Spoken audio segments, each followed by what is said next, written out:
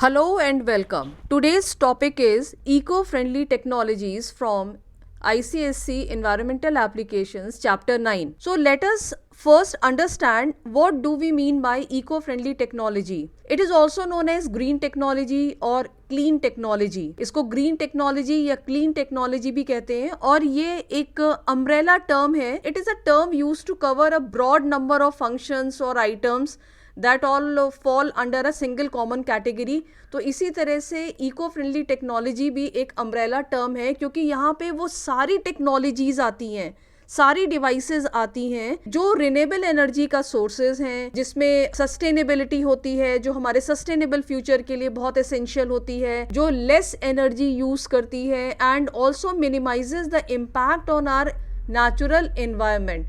तो eco friendly technologies में हम ये कह सकते हैं कि इसमें रिसाइकलिंग या रिसाइकलिंग बायोडिग्रेडेबल कंटेंट्स आते हैं या प्रोडक्ट्स आते हैं, प्लांट बेस्ड मटेरियल्स भी आते हैं. हम इसमें रिडक्शन ऑफ पॉल्यूशन सब्सटेंसेस को भी यूज कर सकते हैं या reduction of green house gas emission को भी यूज कर सकते हैं. ग्रीन टेक्नोलॉजी या इको फ्रेंडली टेक्नोलॉजीज में वो सारी टेक्नोलॉजीज आती हैं जो एक सस्टेनेबल लाइफ के लिए बहुत एसेंशियल होती हैं. Coming to the indigenous technology. Indigenous का मतलब होता है कि जो नेटिव होता है या जिसको हम स्वदेशी कहते हैं या जो लोकल लोग होते हैं. तो indigenous describes any group of people native to a specific region. जो बिल्कुल मूल जो लोग होते हैं, जो वहाँ के ओरिजिनल लोग होते हैं, उस जगह को ऑक्यूपाई करते हैं, उनको इंडिजिनस बोलते हैं. Technologies used by a countries native citizen that are an integral part of its cultural heritage should be protected from exploitation by industrialized nation. Indigenous technologies क्या होती हैं? जो किसी भी नेटिव इनहैबिटेंट्स होते हैं किसी भी कंट्री के, वो उनका एक इंटीग्रल पार्ट होती हैं या उनकी एक कल्चरल हेरिटेज भी होती है और वो किसी भी तरह से अपनी इस कल्चरल हेरिटेज को, इंडिजिनस टेक्नोलॉजी को दूसरे देशों से बचा कर रखते हैं या इंडस्ट्रियलाइज कंट्रीज से एक्सप्लॉइट होने से बचाने की पूरी कोशिश करते हैं. Study of weaving industry. यहाँ पर हम दो इंडस्ट्रीज की केस स्टडी लेंगे, एक वीविंग इंडस्ट्री की यानी कि टेक्सटाइल इंडस्ट्री की, दूसरी फिशिंग इंडस्ट्री की. तो यहाँ हम कंपैरिजन करेंगे कि इंडिजिनस और मॉडर्न टेक्नोलॉजीज में क्या डिफरेंस है. Study of weaving industries, indigenous and modern technologies. Man since ancient time has always invested in textile to protect his body from weather and wild animals. As time went by the idea of wearing clothes also change. From protecting the body, it also became a way of decorating the body. So weaving is a textile craft in which two distinct sets of yarn or thread which are interlaced to form a fabric or cloth. तो fabric या cloth जो होता है basically वो क्या होता है? It's a medium to protect the body or to cover the body. तो जब हम टेक्सटाइल में जब किसी भी cloth की weaving होती है तो यहाँ पर यार्न या जो थ्रेड होते हैं, उसके जो धागे होते हैं, फाइबर्स होते हैं, वो दो तरह के होते हैं. एक होते हैं लेंथ वाइज होते हैं और दूसरे थ्रेड्स जो होते हैं वो अक्रॉस चलते हैं यानी कि क्रॉस वाइज होते हैं. Traditional hand weaving and spinning remain popular handicrafts but nowadays the majority of fabrics are woven on computer controlled jacquard looms. Industrial revolution से पहले इंडिजिनस टेक्नोलॉजीज बहुत यूज की जाती थी और अगर हम टेक्सटाइल इंडस्ट्री की बात करें तो इंडिजिनस या जो ट्रेडिशनल जो मेथड है उसमें हाथ से कपड़े को वीव किया जाता था. पर आजकल क्या हो रहा है कि जो फैब्रिक है वो कंप्यूटर कंट्रोल्ड जैकार्ड लूम्स के थ्रू वीव हो रहा है. Ancient and traditional culture. There are some findings that confirm that weaving was already known in the Palaeolithic era. तो यहाँ पर ये है कि some research indicates that weaving was practised as early as the Palaeolithic period. मतलब कि आज से बहुत पहले पैलियोलिथिक पीरियड के टाइम से इस वीविंग को प्रैक्टिस किया जा रहा है. In Pavlov Moravia an unclear textile impression was discovered. कुछ फॉसिल्स मिले हैं जहां पर अनक्लियर टेक्सटाइल के इम्प्रेशंस भी मिले हैं due to discoveries made in stone column dwellings in Switzerland. Columns बने हुए थे, वहां भी कुछ इस तरह के एविडेंसेस मिले हैं कि वहां टेक्सटाइल यूज होता था, वहां पे क्लॉथ यूज होते थे. At this time flax was the most common fibre in Egypt. Egypt में इस समय क्या था कि फ्लेक्स जो था वो बहुत ही कॉमन फाइबर था and it remained so in the Nile valley even after wool replace it as the most common fiber in other cultures around 2000 BC. तो ये पूरी एक हिस्ट्री है यहाँ पर वीविंग की, टेक्सटाइल इंडस्ट्रीज की, ट्रेडिशनल कल्चर की, एंशियंट और ट्रेडिशनल कल्चर की. Slaved women worked as weavers during the Sumerian era and they washed wool fiber in hot water and wood ash soap and dried them. तो ये पूरा method यहाँ पर है कि किस तरह से फाइबर जो होता था उसका ट्रीटमेंट होता था, कि पहले जो वूल फाइबर था उसको गर्म पानी में वॉश किया जाता था, इसके बाद उसको ड्राई किया जाता था, next they beat out the dirt and carder the wool, और फिर उसके बाद उसकी बीटिंग होती थी जिससे उसके अंदर की जो धूल होती है या जो ब्रोकन फाइबर्स हैं वो सब निकल जाए. तो इस तरह का पूरा एक प्रोसेस होता था. के बाद उसको थ्रेड में स्पन किया जाता था, थ्रेड में कन्वर्ट कर देते थे. Before the industrial revolution weaving was a manual craft usually undertaken part time by family craft person. अब इंडस्ट्रियल रिवोल्यूशन से पहले क्या था कि ये एक मैनुअली किया जाता था कि वहाँ पे फैमिली में सब लोग मिलकर इस वीविंग को करते थे. And looms might be of two types. Looms जो होते थे वो दो तरह के होते थे. Broad looms were those too wide for the weaver to pass the shuttle through the shed, so the weaver needed an assistant. तो ब्रॉड लूम्स जो होते थे वहाँ पर एक असिस्टेंट की ज़रूरत पड़ती थी. And this problem was solved after John के इन्वेंटेड द फ्लाइंग शटल.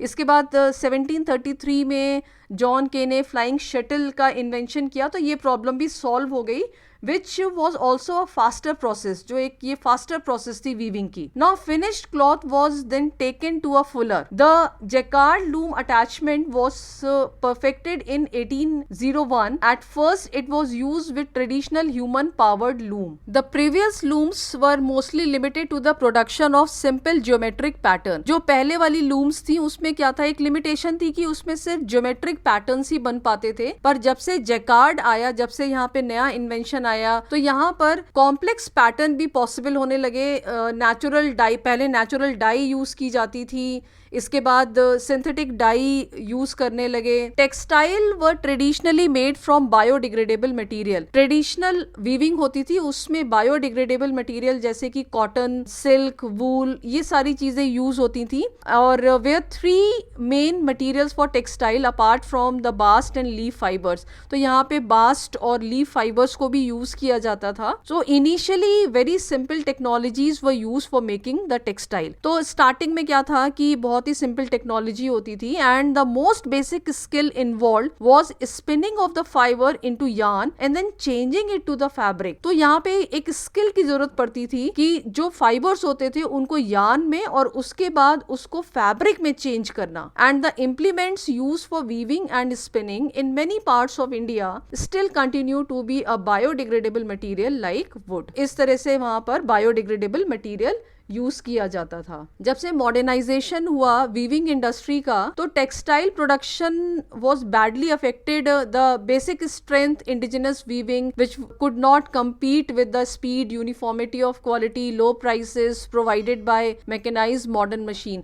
तो अब यहाँ पे एक बहुत बड़ा प्रॉब्लम खड़ा हो गया कि इंडिजिनस वीविंग टेक्नोलॉजी और मॉडर्न वीविंग के बीच में एक यहाँ पे क्या हुआ कि जो मशीन के थ्रू वीविंग होती थी उनकी स्पीड भी ज़्यादा होती थी, यूनिफॉर्मिटी होती थी, उनके प्राइसेस भी लो थे. तो ये बहुत सारे इश्यूज थे जो इंडिजिनस टेक्नोलॉजीज के सामने आने लगे. And industrial revolution resulted in commercially marginalising weaving and dyeing technologies that use natural fibre, particularly cotton, for which India was well known world over. यहाँ पर इंडिया अपने इंडिजिनस वीविंग मेथड के लिए पूरे वर्ल्ड में फेमस था कि cotton का बहुत ही अच्छा कपड़ा यहाँ पर बनता था. तो उसमें प्रॉब्लम आने लगी. अब यहाँ पर हम कंपेयर करेंगे इंडिजिनस वीविंग और मॉडर्न वीविंग टेक्नोलॉजी को. इंडिजिनस वीविंग मेथड में नेचुरल फाइबर यूज होता है जो बायोडिग्रेडेबल होता है, और मॉडर्न वीविंग मेथड में सिंथेटिक फाइबर यूज होता है. इंडिजिनस वीविंग मेथड में एनर्जी कम यूज होती है क्योंकि यहाँ पे मशीन्स नहीं है, सारा काम मैनुअली हो रहा था। पर मॉडर्न टेक्निक में एनर्जी ज्यादा यूज होती है क्योंकि यहाँ सारा काम मशीन्स के थ्रू हो रहा है। Indigenous weaving is less costly as compare to modern weaving. Indigenous weaving uses natural dyes. Indigenous weaving में नेचुरल डाइज का यूज हो रहा था और यहाँ पर मॉडर्न वीविंग में सिंथेटिक कलर्स का यूज हो रहा है। Indigenous weaving is slower than the modern one, which means modern can produce much more length of cotton in a given time। अब यहाँ पे एक जो डिसएडवांटेज था इंडिजिनस वीविंग के साथ कि इसकी जो पूरी प्रोसेस थी बहुत स्लो थी। एग्जाम्पल हम ये ले सकते हैं कि अगर हमको 1 मीटर कपड़ा तैयार करना है तो उसके लिए हमको हो सकता है कि 10 दिन, 15 दिन या 20 दिन लग जाए। पर जो मॉडर्न टेक्नोलॉजी है उससे से ज्यादा लेंथ का कपड़ा कम से कम टाइम में प्रोड्यूस हो सकता है। इंडिजिनस वीविंग जनरली क्या करती थी कि ज्योमेट्रिक डिजाइन्स ही प्रोड्यूस कर पाती थी, और जो मॉडर्न वीविंग टेक्नोलॉजी है इसमें हम अलग अलग तरह के बहुत डिफरेंट टाइप्स के डिजाइन प्रोड्यूस कर सकते हैं। Traditional weaves are coarse while the mechanised one give a fine finish to the fabric. जो इंडिजिनस या ट्रेडिशनल वीविंग थी उसमें जो कपड़ा बनता था वो बहुत रफ होता था, बहुत कहीं हो सकता था कि उसमें नॉट्स बन जाएं या पैटर्न ठीक से नहीं आ पाए। पर जो मॉडर्न वीविंग मेथड है उसमें बहुत ही फाइन या बहुत ही फिनिश्ड कपड़ा तैयार होता है। Now next case study is fishing technology, indigenous and modern technologies. Now let us compare indigenous fishing technology and modern fishing technology. So history of fishing dates back to stone age that ruins suggest the use of spear, hook and fishing net in those days। Stone age में भी हमको कुछ evidences मिलते हैं कि उस समय भी हुक्स को या फिशिंग नेट को यूज किया जाता था। Since then a number of indigenous fishing practices have been used. इसके बाद बहुत सारे इंडिजिनस या लोकल इंडिजिनस फिशिंग प्रैक्टिसेस भी यूज हुई हैं।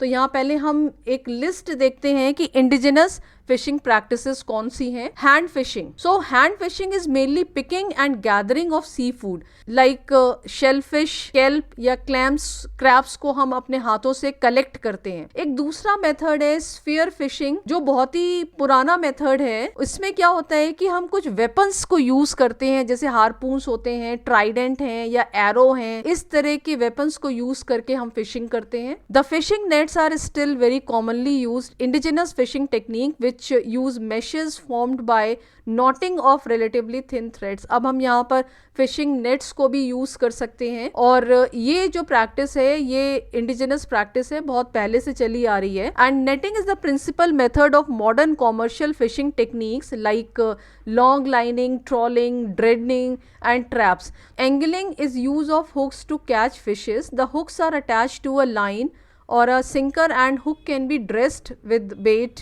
to attract the fishes। एक और मेथड होता है कि यहाँ पर हम कुछ बेट यूज करते हैं या कुछ फूड या नॉन फूड मटेरियल यूज करते हैं जो फिशेस को अट्रैक्ट करते हैं। हुक्स के पास में उसको लगा देते हैं जिससे फिशेस अट्रैक्ट हो जाती हैं। लाइन फिशिंग भी एक मेथड है which use a special cord made specially for fishing. So modern fishing lines are usually made from artificial substances like मोनोफिलामेंट्स। जो आजकल फिशिंग लाइंस जो हैं वो आर्टिफिशियल सब्सटेंसेस से बनती हैं। फिशिंग रॉड भी हम यूज कर सकते हैं, यहाँ पर as you can see in this picture fishing rod भी हम यूज कर सकते हैं। ये भी एक इंडिजिनस मेथड है which use a rod fitted with a fishing reel and a hook dressed with bait to lure the fishes. यहाँ पर भी हम यही करते हैं कि कुछ खाना वहां पर उसमें लगा देते हैं जिससे फिशेज अट्रैक्ट हो जाती हैं। Not trapping fishes in basket. Just look at this picture. Trapping fishes in basket or cloth with a flow of water stream or small dams built for this purpose। तो जो छोटे छोटे dams होते हैं या लो वाटर स्ट्रीम्स होती हैं वहां पर हम बास्केट यूज कर सकते हैं या कपड़ा यूज कर सकते हैं। अब देखते हैं कि इंडिजिनस मेथड के एडवांटेजेस क्या होते हैं। तो इस मेथड में क्या होता है कि फिशेस को बहुत कम हार्म होता है और एक्वेटिक इकोसिस्टम भी हमारा बहुत ज्यादा सेव रहता है, डिस्टर्ब नहीं होता है, एज बिकॉज हमारे जो इंडिजिनस मेथड के थ्रू हमारी फूड चेन भी नहीं डिस्टर्ब होती है, and this indigenous method also do not lead to over fishing as the catch is relatively small, thus the fish population is not drastically affected. Indigenous method के जो advantages हैं उसमें ये हैं कि यहाँ पर जो मेरीन इकोसिस्टम है, जो एक्वेटिक इकोसिस्टम है, वो भी कम से कम डिस्टर्ब होता है, ओवर फिशिंग नहीं होती है, यहाँ पे जो फिशेस की पॉपुलेशन है वो भी ज्यादा अफेक्ट नहीं होती है, और ये मेथड हम कह सकते हैं कि ये एक तरह से इको फ्रेंडली मेथड है। Now next is modern fishing techniques. Modern techniques of fishing are generally used for commercial fishing and include the following. यहाँ पर कॉमर्शियल फिशिंग के लिए हम इसको यूज करते हैं। पहला एक मेथड है electro fishing, is primarily use for fishing in fresh water.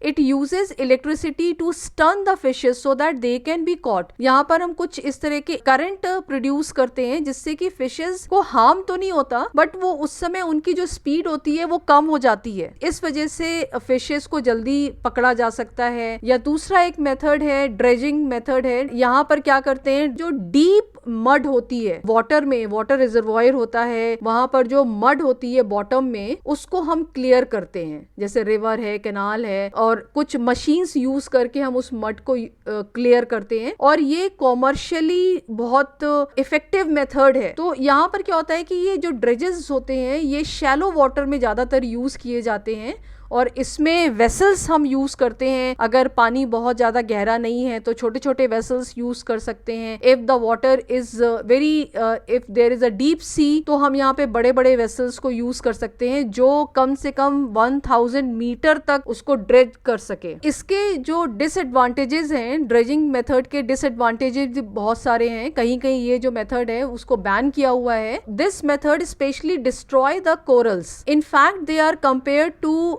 unmonitored forest clearing because the whole food chain of the marine ecosystem is disturbed, resulting in grave loss of biodiversity। तो इस method में क्या होता है कि बहुत ज्यादा हमने ड्रेजिंग कर दी, उस पर्टिकुलर जगह की, उस पर्टिकुलर मेरीन इकोसिस्टम की बायोडाइवर्सिटी हो सकता है पूरी खत्म हो जाए। एक मेथड और है harvesting machines use pumps to pump out fishes out of the sea. So these are used for commercial fishing. एक हार्वेस्टिंग मशीन होती है जो पंप करने के लिए, उससे क्या होता है कि एकदम से पानी को पंप किया जाता है और उस पानी के फ्लो में जितनी भी फिशेस होती हैं वो वहां पर उनको पकड़ लिया जाता है। एक्सप्लोसिव भी यूज कर सकते हैं लाइक डायनामाइट और homemade is easy and cheap method. Explosive से एक सबसे बड़ा डिसएडवांटेज ये होता है कि यहाँ पे जो नॉन टारगेट फिशेस या मेरीन इकोसिस्टम है वो पूरे डिस्टर्ब हो जाते हैं। फूड चेन में हो सकता है कि बहुत ज्यादा डिस्टर्बेंस क्रिएट हो जाता है। The explosion is specially harmful to the coral which are the breeding and nesting place for a number of marine organisms. तो कोरल को भी बहुत ज्यादा लॉस होता है, बहुत ज्यादा नुकसान होता है। Trawling along the sea floor is also prevalent in fishing industry. Trawls जो होते हैं ये बड़े बड़े नेट्स होते हैं और यूजली जो बैग की शेप में ये नेट्स होते हैं और ये कुछ स्पेशल बोट्स होती हैं, उनके पीछे इनको बांध दिया जाता है। So it is often known as dredging.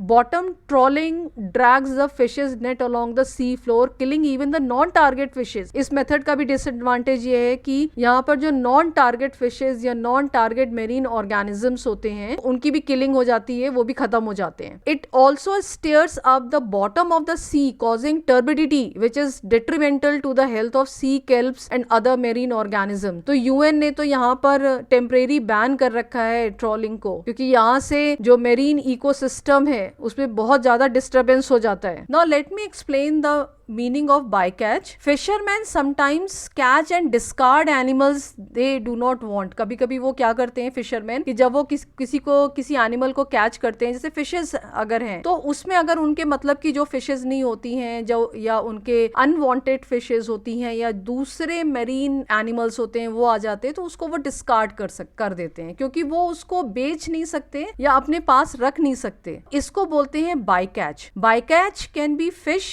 But also includes other animals, जैसे डॉल्फिन्स हैं, वेल्स हैं, सी टर्टल्स हैं, सी बर्ड्स हैं। ये कभी कभी ऐसा होता है कि वो जब फिशिंग हो रही होती है तो वो उसी में साथ में हुक्ड हो जाते हैं और फिशिंग गियर में ही हुक हो जाते हैं। Coming to the next topic, analysis of power sector which is the conventional sources. अब यहाँ पे हम ये देखेंगे कि पावर सेक्टर में हम कौन से कन्वेंशनल सोर्सेज यूज कर रहे हैं। So there are sources of energy which have been in use for a long time, for example coal, petroleum, fuel, wood, water resources. जैसे कि हमको पता है कि nowadays we are using conventional sources of energy. Conventional sources का मतलब है कि जो नॉन रिन्यूएबल सोर्सेज हैं, फॉसिल फ्यूल हैं, वो हम यूज कर रहे हैं। Coal, petroleum, fuel, wood, water, ये हम यूज कर रहे हैं। Now a fossil fuel plant station is a power station that burns fossil fuel, coal, gas या पेट्रोलियम यूज करते हैं इलेक्ट्रिसिटी प्रोड्यूस करने के लिए। Now thermal power plants are power plants which utilize the steam from water to turn a steam turbine which drives an electrical turbine to generate electricity. अब जो second type है power plant का, वो है thermal power plant, जहां पर हम steam को यूज करते हैं इलेक्ट्रिसिटी प्रोड्यूस करने के लिए, और यहाँ पे हम टर्बाइंस को यूज करते हैं।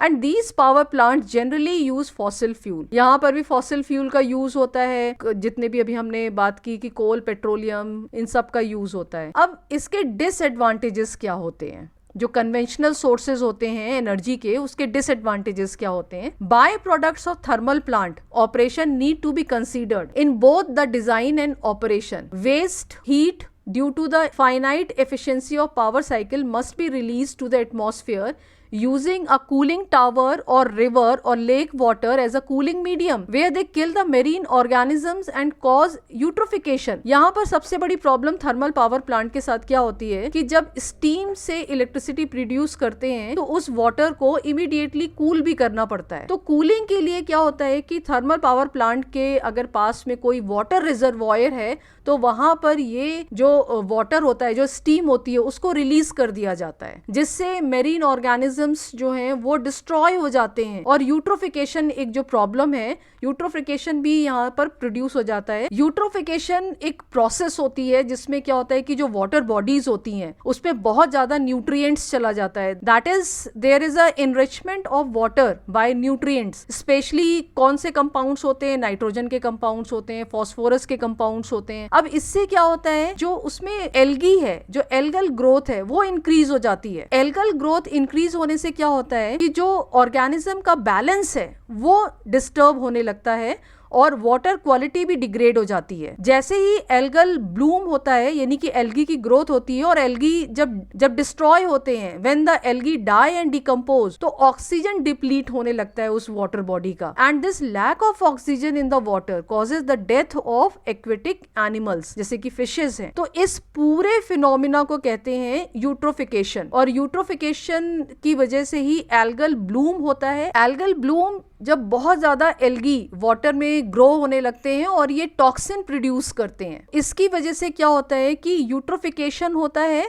और यूट्रोफिकेशन होने के बाद क्या होता है कि उस वाटर बॉडी में बहुत बैड स्मेल आने लगती है, और जितने भी मेरीन इकोसिस्टम है उसको बहुत ज्यादा लॉस होता है, क्योंकि मेरीन जो भी ऑर्गेनिजम्स होते हैं वो इवेंचुअली वो धीरे धीरे खत्म होने लगते हैं। The gas from combustion of the fossil fuel is discharge to the air. This contain carbon dioxide and water vapour as well as other substances such as nitrogen, nitrogen oxide, sulphur oxide which are green house gases. एक disadvantage ये है, जब fossil fuel का combustion होता है और उससे जो गैस रिलीज होती है उसको चिमनीज के थ्रू एटमॉस्फेयर में रिलीज किया जाता है, और इस गैस में मेनली कार्बन डाइऑक्साइड होती है, वाटर वेपर होते हैं, नाइट्रोजन के ऑक्साइड्स होते हैं, सल्फर के ऑक्साइड्स होते हैं, जो ग्रीन हाउस गैसेज होती हैं, जिसकी वजह से ग्लोबल वार्मिंग होती है, ओजोन डिप्लीशन होता है। Fly ash causes an increase in the SPM. Fly ash जो प्रोड्यूस होता है, जो बाय प्रोडक्ट होता है, उससे सस्पेंडेड पार्टिकुलेट मैटर बहुत ज्यादा इंक्रीज हो जाते हैं, which cause respiratory problem in human and contaminate the soil. Mercury and traces of other metals can enter the food chain and cause bio accumulation. Bioaccumulation is the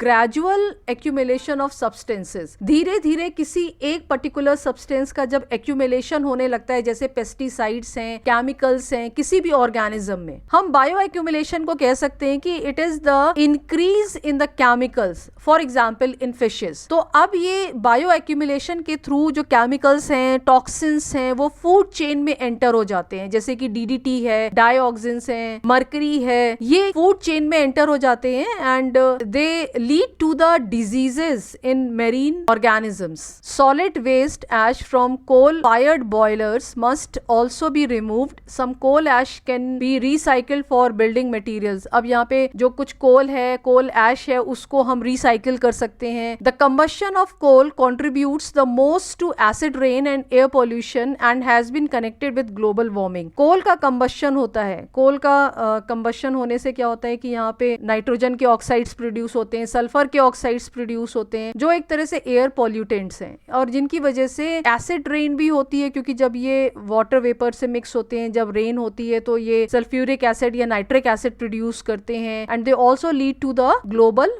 warming. Now next is clean technologies. अभी हमने पढ़ा जो भी conventional sources थे energy के, उनके बारे में पढ़ा. Now coming to the clean technologies. तो clean coal is the name attributed to a process whereby coal is chemically washed. अब यहाँ पे एक टर्म है clean coal. Whenever there is a combustion of coal तो कार्बन डाइऑक्साइड, कार्बन मोनोऑक्साइड या और भी दूसरी तरह की गैसेस प्रोड्यूस होती हैं. कोल को हम क्लीन कैसे कर सकते हैं? उसको केमिकली वॉश करके. मिनरल्स या जो इम्प्योरिटीज होती हैं वो वॉश हो जाती हैं. कभी कभी कोल को गैस के साथ ट्रीट किया जाता है, बर्न किया जाता है and resulting flue gas treated with steam with the purpose of removing sulfur dioxide and returned so as to make the carbon dioxide in the flue gas economically recoverable. Main purpose clean coal का ये होता है कि उसको उसके burning से जो sulphur और नाइट्रोजन के ऑक्साइड्स, बेसिकली सल्फर के जो ऑक्साइड्स होते हैं, उसको रिमूव करना. उसको रिमूव करने के लिए केमिकल से वॉश किया जाता है या उसका गैस से ट्रीटमेंट किया जाता है या उसको बर्न किया जाता है एक सर्टेन टेम्परेचर पर या सर्टेन कंडीशन पर. The fly ash can be removed by electrostatic precipitator collected and made in bricks. Fly ash को हम इलेक्ट्रोस्टैटिक प्रेसिपिटेटर के थ्रू भी रिमूव कर सकते हैं और उससे जो भी और उसके बाद जो भी हमारा बाय प्रोडक्ट होगा उससे हम ब्रिक्स बना सकते हैं. Scope of alternate energy sources. तो ये जो क्लीन टेक्नोलॉजीज हैं या रिन्यूएबल सोर्सेज ऑफ एनर्जी हैं, they are also known as alternate energy sources. So it is an umbrella term which includes all sources of energy which is free of undesirable consequences of using fossil fuel. Alternative energy एक टर्म है जो हम उन सारे sources of energy के लिए use कर सकते हैं जो fossil fuel का एक option या alternate हो सकता है. It refers to any source of energy intended to replace the use of fossil fuel. कोई भी ऐसी energy, कोई भी ऐसा source of energy जो fossil fuel को replace कर सके, जैसे nuclear power, solar power, geothermal power, wind power, tidal, hydroelectric power and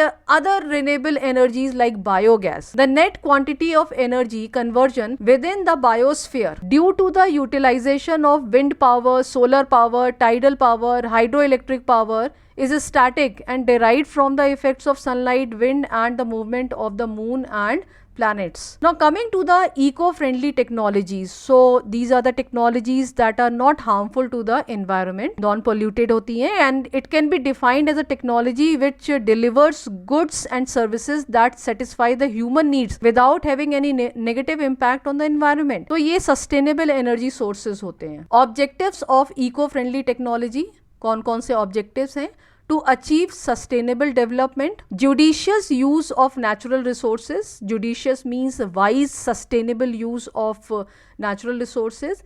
Increase the value of products and services. Product और services की value increase करते हैं and reduce environmental impacts. जो भी एनवायरनमेंट के ऊपर जो हार्मफुल इम्पैक्ट्स होते हैं उनको रिड्यूस करते हैं. एडवांटेजेस क्या होते हैं इको फ्रेंडली टेक्नोलॉजीज के? दे आर मोर एफिशिएंट और जो इसमें रॉ मटेरियल यूज होता है वो ओवरऑल जो एनर्जी की प्रोडक्शन कॉस्ट है उसको कम कर देता है. It reduces the environmental impact of toxic substances by replacing it with non toxic ones. तो यहाँ पे हम जो टॉक्सिक सब्सटेंसेस हैं उनको नॉन टॉक्सिक सब्सटेंसेस से भी रिप्लेस कर सकते हैं. Development of eco efficient product increases the profit of the company. अगर कोई company eco friendly technology use कर रही है तो उससे प्रॉफिट भी हो सकता है, उसके जो प्रॉफिट में और इंक्रीमेंट हो सकता है. It promotes the use of renewable renewable sources of energy and prevents its depletion. Eco-friendly technology renewable sources of energy को promote करती है और जो non-renewable energy है उसका एक अच्छा alternative है. It encourages the recycling and reuse of the waste by products. ये recycling और reuse को भी promote करती है and also reduces environmental pollution. Environmental pollution को भी reduce करती है जिससे health problems हो सकती हैं humans में,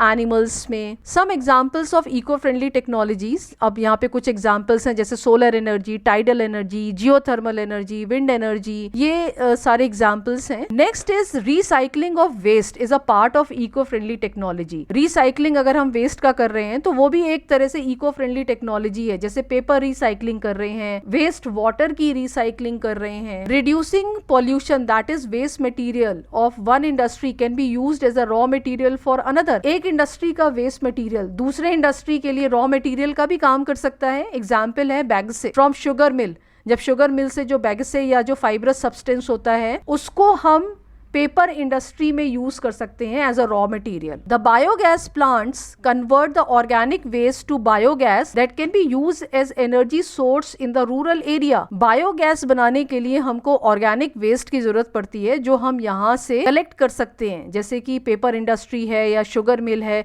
यहाँ से हम वेस्ट मटेरियल को यूज कर सकते हैं as a raw material for the production of biogas. The replacement of fossil fuel, जो कोल, पेट्रोलियम, ऑयल हैं, उनको हम रिप्लेस कर सकते हैं व्हीकल्स में with alternative fuels like CNG से हम उनको रिप्लेस कर सकते हैं. एंड रिप्लेसिंग सीएफसी, क्लोरोफ्लोरोकार्बन को जो हम एसी और रेफ्रिजरेटर में यूज करते हैं उसको भी हम रिप्लेस कर सकते हैं HCFC से, जो कि लेस हार्मफुल होता है और ओजोन लेयर को भी प्रिवेंट करता है. Use of bio fertilisers and bio pesticides instead of chemical fertilisers and pesticides. तो ये सारे जो एग्जाम्पल्स हैं ये इको फ्रेंडली टेक्नोलॉजी के एग्जाम्पल्स हैं. अब एडवांटेजेस देख लेते हैं इको फ्रेंडली टेक्नोलॉजी के. They do not generate pollution. Eco friendly है मतलब कि यहाँ पे पॉल्यूशन नहीं होता है. And they save non renewable fossil fuel. ये नॉन रिन्यूएबल फॉसिल फ्यूल का एक बहुत अच्छा ऑल्टरनेटिव है. And after the initial cost of installation it works out to be cheaper than the conventional sources. एक बार इंस्टॉलेशन होने के बाद, क्योंकि इनकी इनिशियल इंस्टॉलेशन कॉस्ट थोड़ी ज़्यादा होती है, पर एक बार इंस्टॉलेशन होने के बाद फॉसिल फ्यूल या कन्वेंशनल सोर्स से कॉस्ट इफेक्टिव हो जाती हैं, इकोनॉमिकल हो जाती हैं. डिसएडवांटेजेस क्या है इको फ्रेंडली टेक्नोलॉजीज के? अब सबसे पहला डिसएडवांटेज ये है कि इसकी इनिशियल कॉस्ट ऑफ इंस्टॉलेशन बहुत ज्यादा होती है and often unaffordable by the general public. अब जैसे सोलर पावर प्लांट हमें लगाना है तो उसकी जो इनिशियल इंस्टॉलेशन कॉस्ट है वो काफी ज्यादा होती है. गवर्नमेंट इस पर सब्सिडी भी देता है, पर उसके बाद भी इसकी कॉस्ट इतनी होती है कि हो सकता है कि जो जनरल पब्लिक है उसको अफोर्ड ना कर पाए. It can not be use at all the places in all the time because it depends on the availability of sun, wind and tide. जितने भी रिन्यूएबल सोर्सेज हैं जैसे कि सोलर पावर है, solar energy, wind energy, tidal energy, ये depend करते हैं कि सनलाइट अवेलेबल है, विंड अवेलेबल है या टाइड उस समय आ रहा है कि नहीं. तो यहाँ पर ये एक लिमिटेशन है कि हम इनको हर जगह हर समय नहीं यूज कर सकते. Lack of awareness amongst the people about the need and advantages of eco-friendly technologies, thus it is not widely used. इसके साथ एक डिसएडवांटेज ये भी है कि अभी अवेयरनेस नहीं है ऐसी टेक्नोलॉजीज की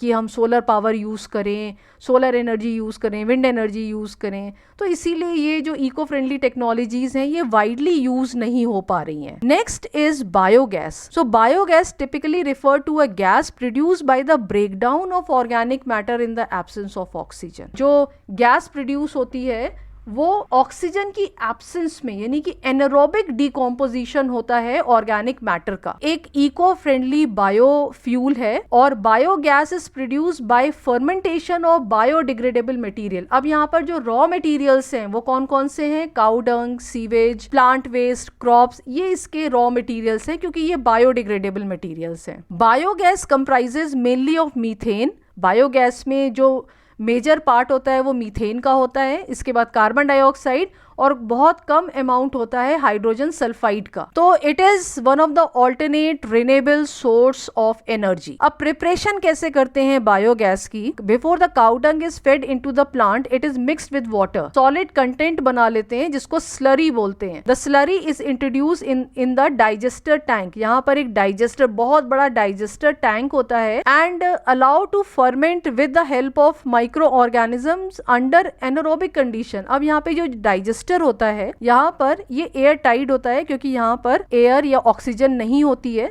और ये माइक्रो ऑर्गेनिजम्स की हेल्प से यहाँ पर एनारोबिक डिकम्पोजिशन होता है। This results breakdown of the organic matter, thereby releasing biogas. अब यहाँ पे जो एनारोबिक कंडीशन में हमने ऑर्गेनिक मटेरियल को माइक्रो ऑर्गेनिजम्स के साथ मिक्स किया है, तो यहाँ पर ब्रेकडाउन होता है ऑर्गेनिक मैटर का, और इससे बायोगैस रिलीज होती है, and this gas is release through the outlet pipe. अब इसी डाइजेस्टर से एक आउटलेट पाइप होता है, एंड स्टोर्ड और डायरेक्टली यूज। अब या तो हम इसको स्टोर कर सकते हैं या इसको हम डायरेक्टली यूज कर सकते हैं इन चूल्हाज इन द रूरल हाउसेस। जहां पर भी हमें सप्लाई चाहिए वहां पर हम उसको यूज कर सकते हैं, and the residue is removed after the formation of gas stops. जैसे ही गैस का फॉर्मेशन, जैसे ही गैस बननी बंद हो जाती है, तो हम जो रेजिड्यू है, जो बचा हुआ है, उसको, जो बचा हुआ या जो बाई प्रोडक्ट है, उसको हम रिमूव कर सकते हैं। Just take a look at the picture of biogas plant. Advantages देख लेते हैं। ये लो कॉस्ट होती है, इको फ्रेंडली होती है, एंड नॉन पोल्यूटिंग फ्यूल है।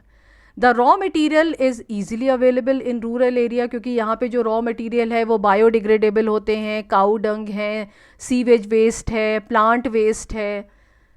Conserves and reduces dependence on fossil fuel. Biogas fossil fuel के ऊपर जो डिपेंडेंसी है उसको कम करती है। Reduces the use of firewood in rural area. Rural area में फायरवुड की जो एक तरह से डिपेंडेंसी है, क्योंकि वहाँ पे घरों में लोग चूल्हा जलाने के लिए लकड़ी का इस्तेमाल करते हैं, तो उसको भी रिड्यूस करती है, क्योंकि उसके लिए फॉरेस्ट में जाते हैं लोग, जंगलों को काटते हैं। तो यहाँ पर ये बायोगैस इस प्रॉब्लम को भी सॉल्व करती है। Converts waste organic matter into useful product. जो वेस्ट ऑर्गेनिक मैटर है, जो बाय प्रोडक्ट है, उसको किस में कन्वर्ट करती है? बायो मैन्योर में। And the gas produce has a good calorific value and can be use for burning चूल्हा। और ये जो गैस प्रोड्यूस होती है बायोगैस, उसकी कैलोरिफिक वैल्यू भी अच्छी होती है, और उससे एक चूल्हा जल सकता है, खाना भी बन सकता है। Next is solar energy. It is the energy of the sun that sustains life on earth. Harnessing the light and heat of sun using ever evolving technologies is called solar energy, और ये renewable form of energy है। Solar power is the conversion of sunlight into electricity. इसमें sunlight से electricity produce की जाती है। दो तरीके से electricity produce की जा सकती है, या तो directly हम produce कर सकते हैं या indirectly।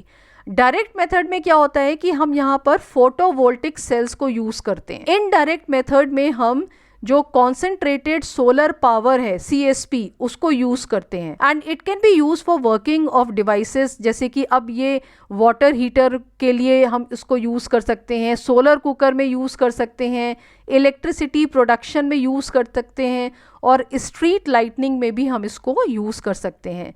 Lenses or mirrors are used to focus the sun's light onto the device to produce heat. The working principle of the solar device is a solar cell or photovoltaic cell is a device that converts light into electric current using the photoelectric effect. तो अब यहाँ पे the first solar cell was constructed by Charles Fritz in 1880. The photovoltaic cells are used to light up the street lamps. Advantages क्या होते हैं? ये renewable source of energy है, eco friendly है, non polluting है, helps in conservation of non renewable fossil fuel. ये जो dependency है fossil fuel के ऊपर हम लोग की जो dependency है, उसको ये reduce करती है। Again, this is non-polluting. Once the installation cost is met, the energy production is free of cost almost. Installation cost थोड़ी ज़्यादा होती है, पर उसके बाद जो energy production होती है वो almost कह सकते हैं वो free of cost हो जाती है। Reduces the electricity consumption cost of the household. जो भी electricity consumption की cost है उसको कम करती है। Transmission cost reduce as electricity is consumed at the place of production itself. यहाँ पर transmission cost नहीं होती, फॉसिल फ्यूल में जो इलेक्ट्रिसिटी प्रोड्यूस होती है उसको हमें ट्रांसमिट करना पड़ता है एक जगह से दूसरी जगह, पर इस केस में सोलर एनर्जी में क्या होता है कि जहां पर इलेक्ट्रिसिटी की रिक्वायरमेंट है वहीं पर इलेक्ट्रिसिटी प्रोड्यूस भी हो रही है। It is more affordable than fossil fuel, fossil fuel से ज्यादा अफोर्डेबल है। डिसएडवांटेजेस क्या हैं इसके?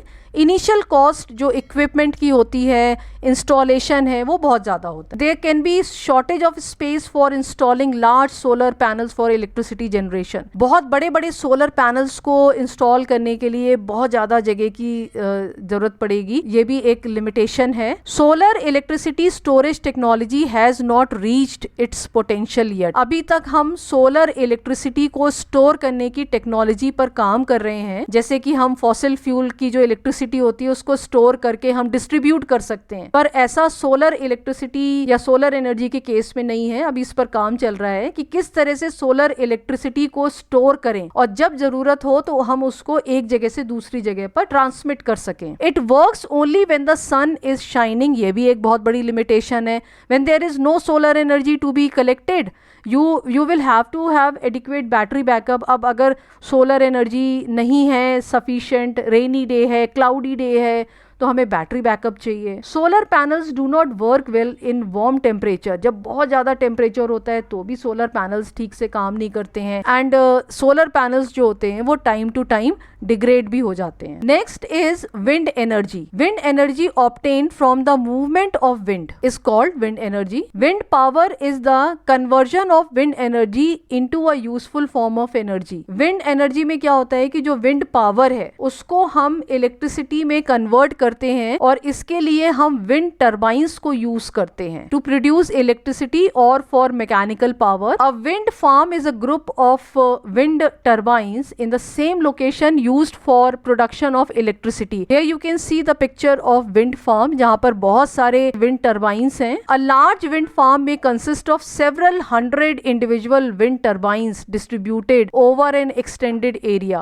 US has the largest operational onshore wind farms. India too has started wind farm projects in Maharashtra, Madhya Pradesh, Andhra Pradesh और भी दूसरे states में यहाँ पर भी projects चल रहे हैं। Advantages क्या हैं wind energy के? Consumes no fuel, किसी भी तरह के फ्यूल का कोई कंजम्पशन नहीं होता, एयर पॉल्यूशन नहीं होता, no significant impact on environment, environment friendly है, इको फ्रेंडली है, reduces the dependence on fossil fuel. Once the installation cost is met, एक बार अगर इंस्टॉलेशन कॉस्ट हमने पूरी कर ली उसके बाद एनर्जी फ्री ऑफ कॉस्ट हो जाती है। यहाँ पर भी इंस्टॉलेशन कॉस्ट थोड़ी सी हाई होती है और ये रिन्यूएबल एनर्जी सोर्स है। Disadvantages, wind farm need large area for installation. बड़े बड़े विंड फार्म्स के लिए बहुत ज्यादा एरिया चाहिए होता है। Depends on the fast moving wind, hence can not be setup at all places. जहां पर विंड वेलोसिटी ज्यादा होती है वहीं पर इसको सेटअप कर सकते हैं, कि सारी जगह पर हम विंड फार्म्स को सेटअप नहीं कर सकते। मे यूज वैल्यूएबल एग्रीकल्चरल लैंड। यहाँ पर क्या होता है कि कभी कभी जब हमें ये